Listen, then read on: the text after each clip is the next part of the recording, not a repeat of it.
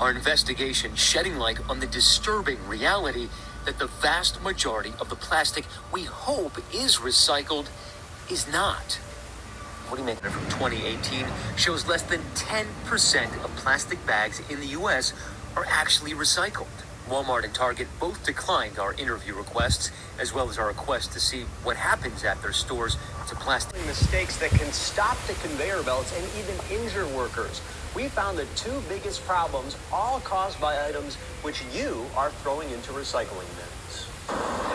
So you put your recycling on the curb every week, right? Like a good citizen. Sorting your trash, different colored bins, the arrows, the markings on the packaging. This recycling report card shows a failing grade. A study has found paper, cardboard, and metals are all recycled at a high rate, but only 5% of all household plastic waste is actually being recycled. Welcome. My name is Shiraz Kashar. I'm with WM. I'm on the community relations side. I do a lot of the outreach and education. We follow Shiraz, a waste management veteran of 15 years, to the tipping floor. Passing through the door, we first smell what fills the giant warehouse from floor to ceiling, piles of trash. I thought this was the first step of the process where household recycling is dropped off to be sorted, but we're actually looking at all the items rejected by the sorting process. These are items that can't be recycled or, in the industry's terms, recovered. We learned that the machines have to be shut down multiple times a day because items that shouldn't be recycled end up jamming the machines. And the most common culprit is plastic film, aka plastic bags. Wow. Ladies and gentlemen, this is a contaminated pile. This is a pile of contamination, I should say. This is what we sorted out of the good stuff. Come close. Look at what Carmelo's pulling out. Do you recognize this? Yes. Do you know what that is? Cooler. That's a cooler. That's not supposed to be in there. Look what he's pulling out. You all know what that is? Bed sheet. It's a bed sheet. That's not supposed to be there. Look at the pipe. That's a pretty thick pipe right there. That looks like a jacket. It's a jacket. Does anyone want to model this for us? Wow. And you can see all the plastic. Look at all the carton open. Look what he's pulling out. This rolls of plastic. This is not a good thing, ladies and gentlemen. This jams up our equipment. That's why we took it out. These are called wrappable items. Anything, a picture me throwing gum in your hair. That's what this is equivalent to. Look what Carmelo's pulling out. You all know what that is? Luckily, the baby didn't come with it. Okay? So, we make that point. This is probably the least surprising part of the tour. I could take one look at this giant pile and realize that 90% of it is plastic.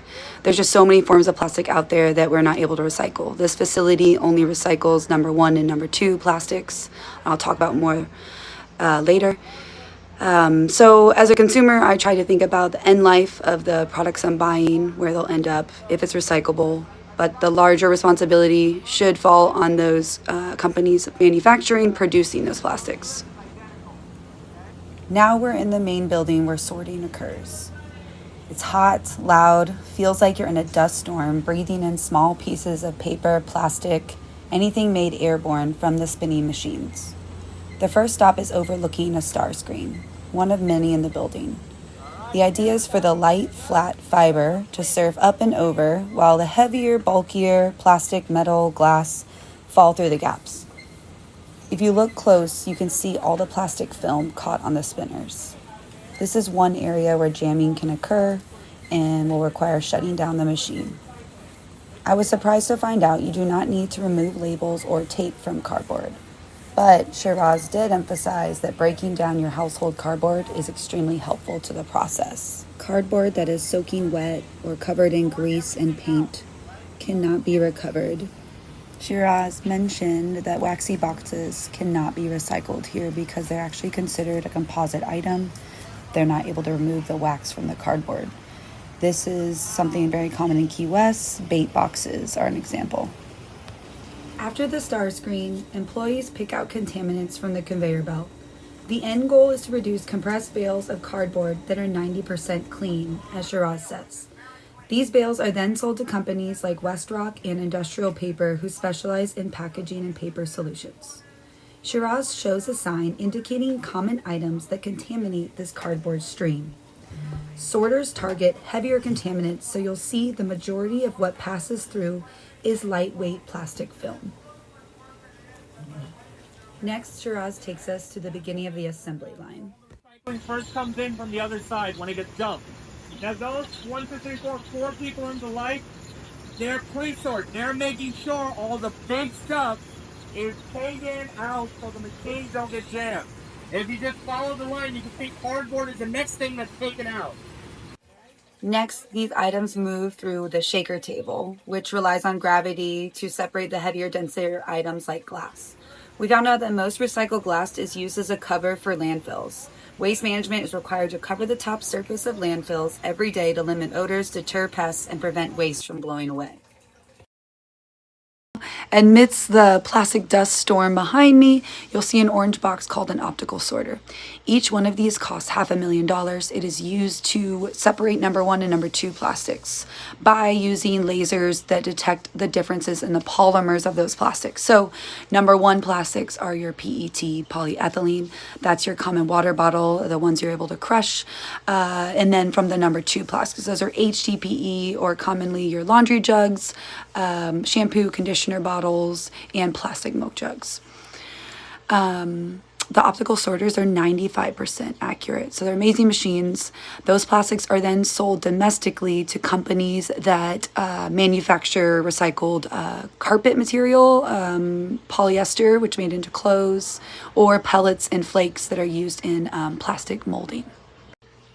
Next, we learn that aluminum is sorted by exposing it to an eddy current. This creates a repulsive force specific to aluminum metal, pushing it up and through the metal pipe. So a few takeaways. Aluminum is a great thing to recycle. Right now, it only makes up 2 to 3% of Key West's recycling stream.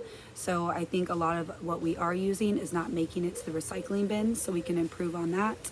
Another thing is, most of the plastic cups served at the bars and restaurants are not number 1 or number 2. So all of those are going straight to the landfill. Some exciting news is I'm on the Sustainability Advisory Board, and we just ranked our top priorities. And what made it in the top 3 was to increase a ban on single-use plastic at events, to incentivize mandatory recycling for businesses, and also to expand on local composting capabilities, household composting, maybe introducing it to schools.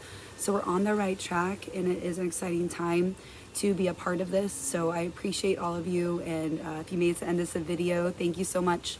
I'll try to release kind of a deep dive into most of these products in other videos. All right, thank you. Keep recycling.